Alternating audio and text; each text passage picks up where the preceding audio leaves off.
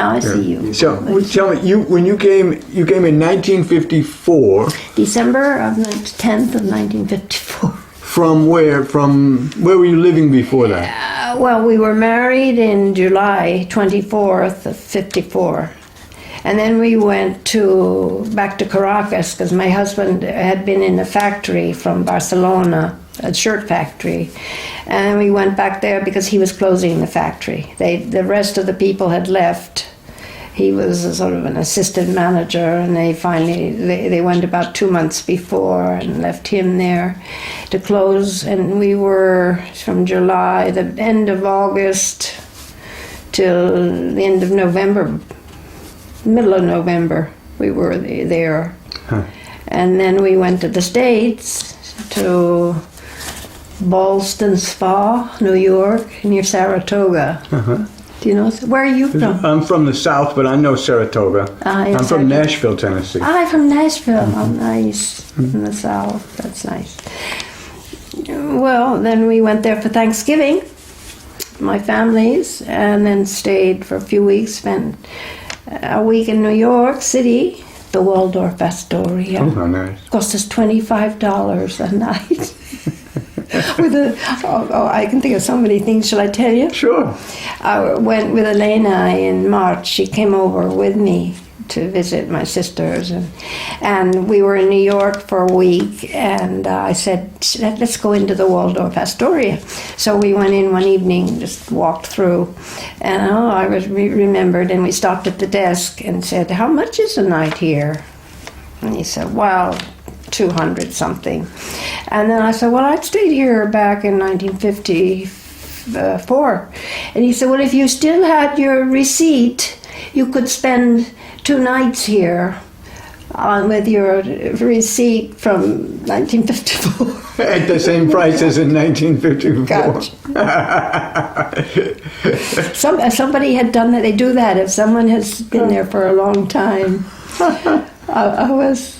And then you flew over to Paris, Madrid? And then from New York, after a week in New York, we flew to Paris and to Madrid. Had you been here before? Never. No. I went to Caracas because I wanted to just move farther away from New York State, from Saratoga, Albany. That had been where I grew up. So I applied for a job with the government, and they offered me a job in Caracas, and I thought, Venezuela? I wasn't sure where it was. So I took out a map, found a map. So, and I thought, well, now I'll work on my Spanish. I'd only done 3 years of Spanish in college. I'd studied French all through school, and then when I went to college, through a friend whose father had been Cuban, she always studied Spanish. So I said, well, now I think I'll try a little Spanish. So in college, I did 3 years, and I wrote that on my curriculum, and they offered me Caracas. And that's because of my friend that I'm here, my school friend. I tell her still, if it hadn't been for you. And so you met your husband there in Caracas? And I met him in Caracas. And I thought, well, maybe I can practice my Spanish a little more. There you go. So we practiced for about not quite 2 years. We still continued until... Now I practice here with... So you came over here then, and how old were you when you got here? Let's see, I think I was 24, no, I think I turned 25, and November 24th is my birthday. I was born in 1929, so I think I turned 25, 54. Was it a shock when you got here? Were you surprised at what you found? Oh, was it ever a shock? Yes, because it was very cold, and we stayed with my sisters-in-law. My husband had 4 sisters, and 2 lived in the old apartment, the family apartment. And of course, heating was, they didn't have central heating. Many places didn't. And we finally found, after 7 months, we found an apartment with central heating. But that's something else that we were talking about this morning. How did they heat without the central heating? Well, my sisters-in-law in their apartment had braseros, braziers. I know. What do you call them? I guess you call them braziers. Mary called it a brazier. I think that's right, where you put your legs on. Yeah, they put coal or something in a very wide plate, copper or brass. Very nice. And you put it under a table with a table cover, and you put your feet underneath, and the table cover keeps the heat on your feet. Right. I developed chilblains, but I still kept warm. If I start, I won't stop. Go ahead. No, I'm curious as to what it must have been. Just a whole different. You're coming from the United States. Absolutely, because we had central heating and refrigerators. In my sister's-in-law's apartment, there was no refrigerator, and I think she cooked on a stove with. She put something to burn underneath. There was no gas and no electricity in their apartment. No electricity. Electricity, yes, but in the kitchen, no. Never No. for cooking, no. No. Huh. I don't know what she must have used coal. But then there was a gas heater in the bathroom, right above the bathtub, one end of the bathtub, and you turn that on, and then the water would heat up while you were showering or bathing, and then you turn it off, and it would turn off. The gas would go off. And then, of course, there was no heat in the rooms except for where the brasero was. So on the bed, we still have the same bed. I still have the same bed. It was his parents'. It's over 100 years old now. But anyway, to stay warm, my sisters-in-law provided a fur blanket. And it kept me very warm. My husband would get up and go to work, and I'd stay in bed until about 11 or 12, and I'd touch my nose, and it would be ice cold. And I thought, don't move, just stay where you are. So I'd stay there till about 12 or 12:30. And the blanket, I said, this is such a nice warm blanket. And she said, I said, what kind of fur is it? She said, it's rabbit skin. Because during the Civil War, they didn't have much food. So if they could find rabbits anywhere, sometimes this family had friends in Galva, which is, they were países, and they had animals and raised vegetable. But anyway, they used to give them rabbits from time to time. So they'd skin the rabbits and cook the meat. But the furs, they I don't know what, they must have done something to them. My sisters-in-law were very, very clever people. They managed to survive, I don't know how. And with the skins of the rabbits, they finally, I'm not supposed to look at you. The skins of the rabbit, they cured them or treated them, and then made this lovely blanket, all lined, a lovely border. And that saved me from catching pneumonia. And was there, in those days, was there a scarcity or a monotony of food? You didn't. Not in the 50s. No. There was plenty of food. Yes, Yeah. yes, because we lived very near my sisters-in-law. We were there 7 months, and we were right near the market, a street going up from the market, central market of Gracia. I don't know what the name of it is. It was right in from the Calle Mayor de Gracia.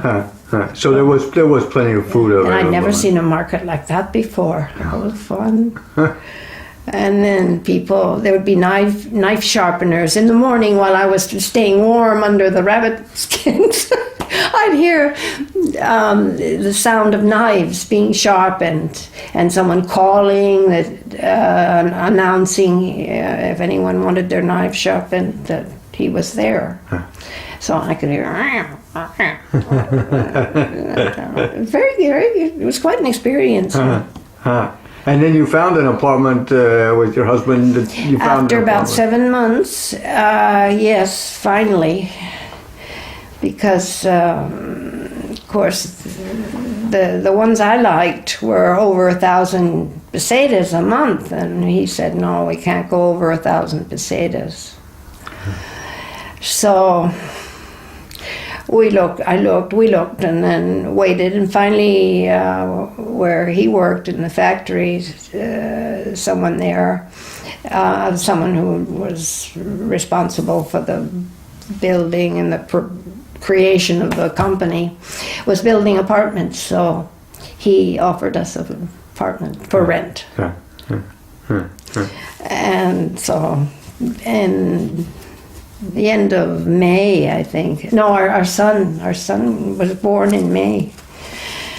And then, yes, after he was born, we moved into the apartment. And how did you feel?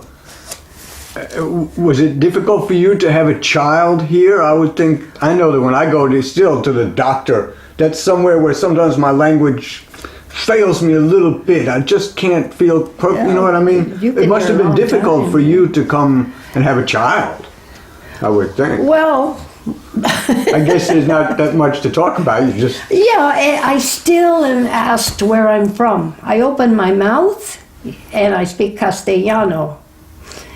And they said, oh, where are you from? As if you're not from here. Where are you from? What part of the world do you come from?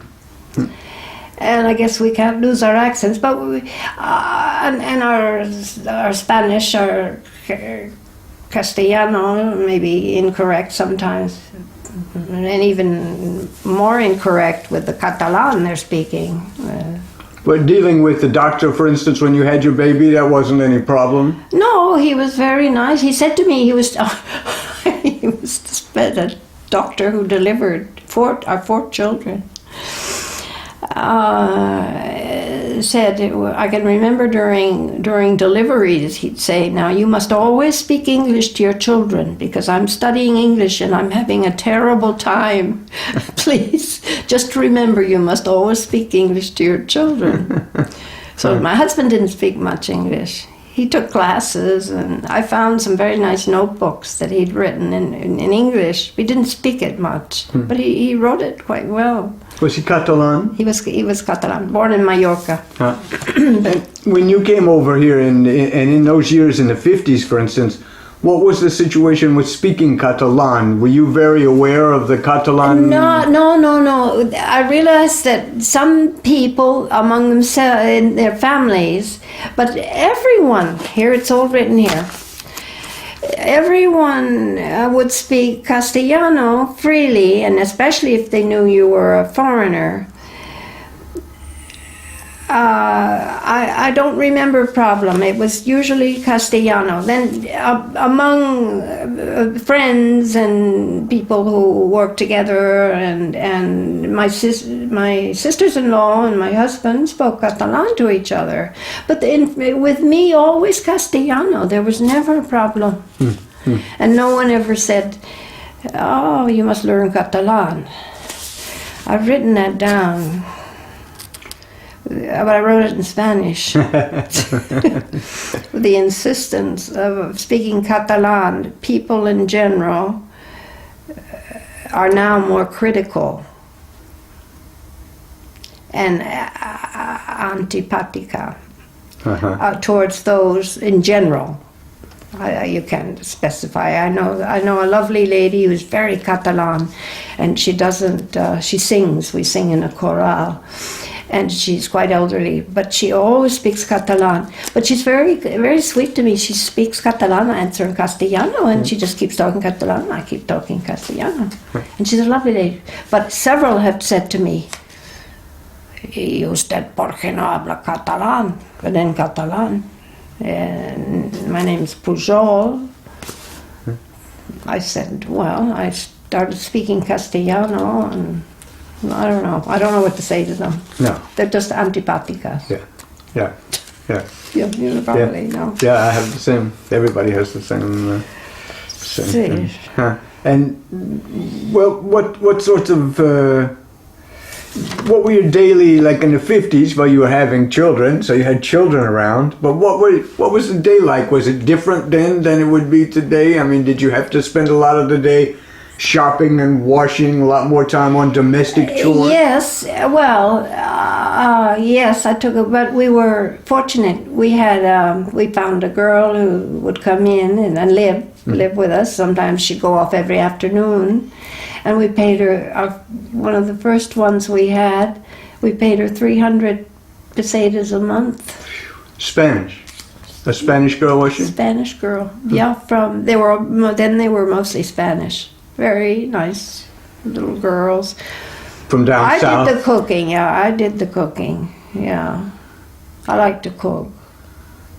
Yes, from the south, or from, I knew someone who had a very wonderful lady from Teruel who was working. She had her, No. It was an advantage to have live in and with the children. Definitely. Now, did you shop, or did they shop for? No, I did. Well, we were talking about the milk. Of course, Mary came in '68, and she said she used to go to a granja and buy milk in a bottle. I used to take my milk tin. We still have it. Not here. I have it in another place. I'd carry my milk tin to the granja, and sometimes there'd be a cow in the back. And they had milked the cow before and had the milk ready, but they'd pour it into my tin, and then I think it was about 2-liter tin or something. And I'd take it home, back to the flat, and boil it. We always boiled the milk, we're told. And then, I don't know for how many years that went on. The first, I don't know, 9 years maybe. I'm not sure. You'd have to check with someone how long. People were, everybody would go in with their tins, and not every granja had a cow, but they had the milk, and then they'd pour it into your tin, and then you'd take it home and boil it. That, for an American, I remember my parents, they used to deliver the milk on the back porch. In a bottle in the back porch. Leave the bottles, sealed bottles, Yeah, it was quite a change. I can remember when I came to Barcelona in '68, I can remember down on the Ramblas there was a store that sold fresh yogurt. Yeah. It was so good. Ooh, it was wonderful. You just go in and buy yogurt Yeah. With the lecheria or... Yeah, I sometimes still make them. I have. Have you seen those electric boxes? Electric apparatuses. Yeah. You can still make them. Take one yogurt that you bought. Yeah, well, I bet they were made in the granja. Was it a granja? Yeah. Amazing. That's what we called them, no? Granjas? Yeah. I can't remember. Yeah, that's right. That's right. No, we call them granjas. No? They still exist. Yeah. Of course, all that's disappearing, though, and certainly in my neighborhood, in Eixample, a lot of the older people that had little stores that were dairy stores or meat stores, or the rents have gone up and they've retired, and those things are all sort of disappearing. It seems a lot more homogenized life now. Yeah, well, yes. Between here and the United States than it was in those days, that's for sure. Oh, it's completely different. Yeah. Oh, everything was different. And I remember there was a niece of my husband who lived near his sisters, and she used to take me out and walk around the area and down to the Diagonal. They didn't. Yes, because I felt very strange. But I think you felt safe. You don't feel so safe now, do you? No. It's more dangerous. Where were you? You were on the Calle Calabria, is that what you said? And we moved to Calle Calabria, Aragon, the corner of Calabria, Aragon. And in those days, did they have serenos? Did you come home and clap your hands? Yes, the sereno. You clap your hands, and they opened the door, not the gate, the doors. Yeah, it was very, very nice. And there were hardly any cars on the street. I remember, I guess there were a lot of neighbors. There were big buildings. We lived on the 6th floor. And I remember we had a car with tourist plates. and there were hardly any cars parked in that area. And then some neighbors above us, not above us, but one apartment over. He worked on the radio. I guess he was a commentator or something on a radio station, and he had the other car. There were only 2 cars in the building. Ours with tourist plates, and the commentator with a tiny little, what 600, a Seat 600. Yeah, but even smaller than the 600. I think they had only 3 wheels or something. And then we had a Hillman with TT. But then we had to go out every 6 months. To renew your visa. Even though renew the tourist the tourist plates for the car. Registration as tourists. But we did that about 3 or 4 times in 2 or 3 years, and finally they stopped us in Andorra. We'd go into Andorra, and they said, "You've been in and you've been out several times in the last 3 years, and with tourist plates, it's not valid." And my husband passed out. We were going to leave Andorra, and early in the morning we hadn't had breakfast, and he just collapsed, passed out. Oh. So now what are we going to do? I don't know what we finally did. We managed to get home. I guess they allowed us to. Hi. Were people, as you came to know your husband's family and the close friends of the family, did people talk politics much in those days? Yes, he with his friends, they talk Catalan sometimes. How about politics? Did they talk about politics? Talk about Franco? Yes, they discussed how things were. He prohibited so many public actions and demonstrations. But I can remember one day, his friend said, but we live, I think it was in the 60s, we live quite comfortably, safely. There was a feeling of safety, but of course the political-minded people, and it wasn't normal not to be allowed, for many people not to be allowed to do certain things. We were talking about Semana Santa, the whole Easter week, with Mary this morning, and she said,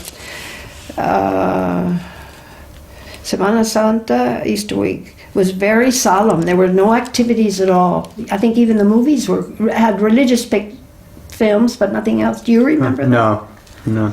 Well, of course, in '68, maybe. It was different. And in Formentera, there were no Franco films at all. was still here, eh? So, Franco was still running the Very much ruling. so. Very much so. But Semana Santa, the Friday. Thursday was Holy Thursday, then Holy Friday, Saturday, Sunday, and Monday. Well, Sunday was Easter, then everything changed. But we just stay home and watch the masses on TV, the Catholic Mass, and that was all they showed, music. And turn on the radio or when there was television, music, concerts, nothing else. Yeah. But people told us kinds of 2 different things. On the one hand, things were much more secure, and there was no worry about crime, essentially. No. But on the other hand, everyone was kind of afraid to talk about the government and how things were in public. That no one ever did that in a bar, that you never sat in a bar and talked to somebody about politics. No. Because you never knew who was sitting, or maybe. But on the other hand, things were much safer. But privately, among friends, they did. They did discuss too bad, of course, Catalan was the language, but how everyone had to speak Castellano, and everything was printed, all the newspapers, and what do you call it? What covers magazines and newspapers? Periódicos. Periódicos, Public, just publicized ideas and everything. No, no dictatorship is comfortable. For everybody. But now look at them. They say such terrible things to each other. They never agree with the different political parties. Never seem to agree with the other ones. No, that's right. They're always constantly that's constantly. what bothers me, the constant criticism of each other. Yeah, yeah. They might, I don't know. And do you, where were you when Franco died, the day that Franco died? In 75. Well, I remember he held down for a long time, eh? They kept thinking he was dying about 2 or 3 months. No, they said he was dying. I was in Barcelona. Yeah, we finally built a house, there's a picture there, in Esplugues, up the hill. That's why I'm still in Esplugues. Elena didn't want to stay in Esplugues. But I was here, yeah. What I do remember, who was the president who was killed, it was by terrorists. Carrero. Carrero. Carrero Blanco. Carrero Blanco. I was driving some children to school, and on the radio they said Carrero Blanco's just been killed in a terrorist attack. I'll never forget that. Yeah. That was about 2 or 3 years before Franco died. Mm-hmm. Mm-hmm. Yeah, yeah. And did things seem to change to you in the period after Franco died? Could you detect any sense of change? Oh, yes. Well, of course, everybody, I felt, well, just things would work themselves out. I couldn't do anything. I wasn't involved in politics in any way. But we all thought, everyone was, I think they were relieved in a way, hoping that living would become more easier, and I don't know. Yes, he'd been around for a long time. Of course, my husband was in the war. He fought in the Civil War, and he went in with the Republicans who were in control of Barcelona. And I think the government in Madrid, the Republican government in Madrid, if they had known how to carry on better, it might have been a more sensible way of governing the country.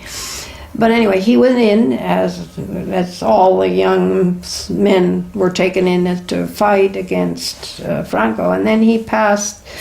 He wanted to get over to Franco's side because he had a feeling that the other wasn't going to continue for long. So he spent 3 days trying. He and some other companions or soldiers spent 3 days trying to cross the lines. It's quite an adventure. One day they were talking about it, and they spent one night under a bridge. They didn't have food for 3 days. They found garlics and bread along the way, and that's all they had to eat. And then he passed over to Franco's side, and they put him in a concentration camp because he'd come from the Republican side. And they put him there with a lot of people who wanted to change bands. Some fled into France. They tried to get away and go into France, but then he thought, no, I don't think I want to go to France. So he spent time in the concentration camp, but he worked it out quite well. He was very resourceful. And he started talking one day. They had a lot of maps in León, what is now the what do you call it? What do you call those old hotels? They've turned into touristic hotels. Paradors. Paradors. Well, the Parador in León was where they had this camp that Juan was in. It was now it became the Parador de León. And he said he showed an interest in the maps and so forth, so they took him into the area, the section of the map section, I remember he said, and he worked his way. He worked for them, and they appreciated what he did, and then everything worked itself out. When you got here, how would you, from say the 50s? I need to change tape. Yeah, go ahead. He's going.